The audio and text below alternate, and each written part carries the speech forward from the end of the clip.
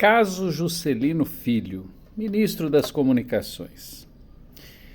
Está evidente que é um ministro que gosta de fazer, digamos assim, o uso da coisa pública como uso pessoal. Nada mais, nada menos do que a cara do Centrão. Aí a Madeleine Laxo, vou ter que falar novamente dela. Ela escreveu um artigo dizendo que Lula dá o norte moral do seu governo. Ela insinua e, ao mesmo tempo, deixa muito claro, de forma irônica e direta, dizendo o seguinte, que quando Lula opta em ficar com ele no governo, ele faz aquilo que o Centrão gosta, mas que o eleitor tem pavor. Muito bem. Então vamos lá.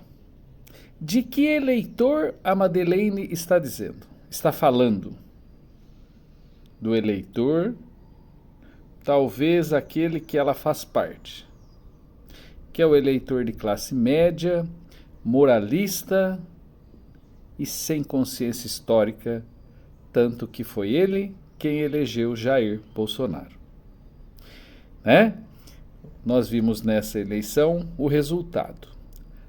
Quanto mais acesso à educação, maiores os índices de votos de Jair Bolsonaro. Quanto menos instrução e mais pobre, mais sentindo a dor na pele da pobreza, da dureza, da falta de Estado, maior o número dos eleitores de Lula. A despeito de toda a tentativa de compra descaradamente com 300 bilhões só no ano 2022 que o ex-presidente jogou nas ruas entre subsídios, entre transferência de renda, enfim, todas as políticas possíveis para conseguir o voto desse eleitor que sofre e que tem uma consciência histórica muito mais apurada, talvez por sentir na pele, não vendeu o seu voto. Então, quando Madeleine diz a tese dela que o Centrão adora, mas o eleitor tem pavor, ela erra. E erra feio. Porque o eleitor, quando você fala do eleitor, nós temos que pensar de que eleitor ela está falando. O eleitor brasileiro, ele vota muito pelas camadas em que ele está. Existe uma questão de classe. O voto é classista. O voto não é simplesmente uma coisa homogênea, em que todos eleitores são iguais. Existem vários tipos de eleitores. E esse eleitor que ela escreve na sua coluna, quase que diariamente, ela escreve para esse eleitor escolarizado, bolsonarista, e que de certo modo gosta sim desse padrão moral. Eu não estou defendendo com isso o presidente Lula e dizendo que eu gosto do que aconteceu em relação ao Juscelino Filho. Pelo contrário, eu já até fiz um vídeo falando sobre isso. Acho que ele deveria sair do governo, dadas as condições em que ele apresenta, digamos assim, do ponto de vista moral. Mas eu também sei muito bem que o jogo político, e o Maquiavel já deixou claro isso há mais de 500 anos, política é uma coisa, ética é outra. E aí eu quero trazer uma questão. Não cabe ao presidente da República fazer esse juízo moral. Não é ele quem deve ser o juiz da moral. O que eu estou querendo dizer com isso? Que ele deve aceitar qualquer ministro? Não.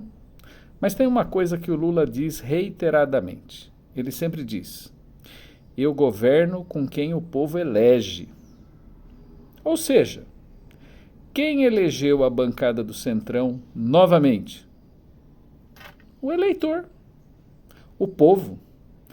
E provavelmente, muito dessa classe média que votou no Bolsonaro foi quem elegeu a maior parte do Centrão. Né? Bolsonaro fez 49% dos votos válidos. Elegeu a maior bancada de deputados, afinal de contas, O PL, que tem são 99 deputados, se eu não me engano, era o partido do presidente, ou do ex-presidente. Ou seja, quem ditou o padrão moral da Câmara? O eleitor. Então, o presidente precisa...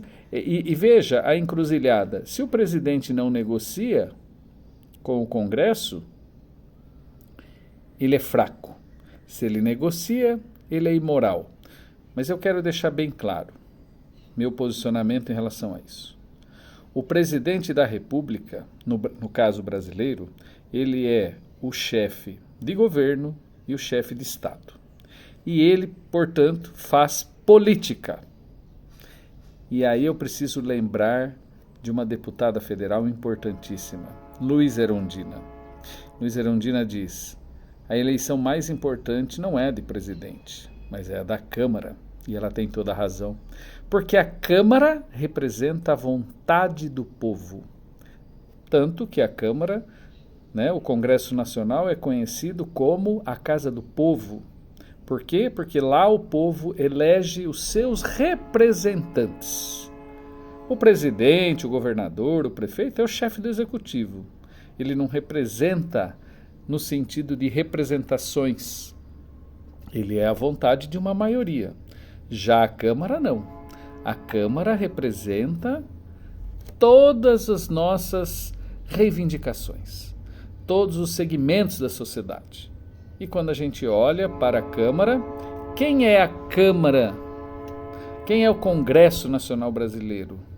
É um Congresso moralista, é um Congresso fisiológico, porque é lá, nós votamos para deputado com o nosso juízo de valor. Nós escolhemos aquele que a gente acredita nos representar. Por isso, o Executivo faz política e a Câmara é a cara da moral do brasileiro. Aí você vai dizer, mas eu não votei em deputados do Centrão. Você não votou, mas você mora num país em que a grande maioria votou. Então a Câmara, ela é sim a casa da moral, porque é lá justamente que vota todas as leis. Quando você cria um projeto de lei, você está fazendo uma escolha moral daquilo que você vai atender. O que é uma lei, senão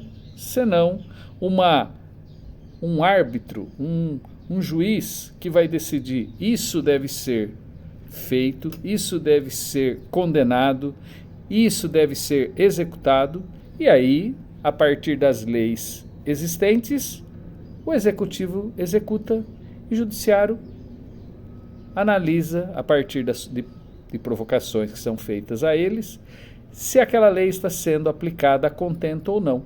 Então a casa, se fôssemos fazer aqui uma divisão, o Executivo é a parte política do Estado e o Legislativo é a parte moral, a parte ética.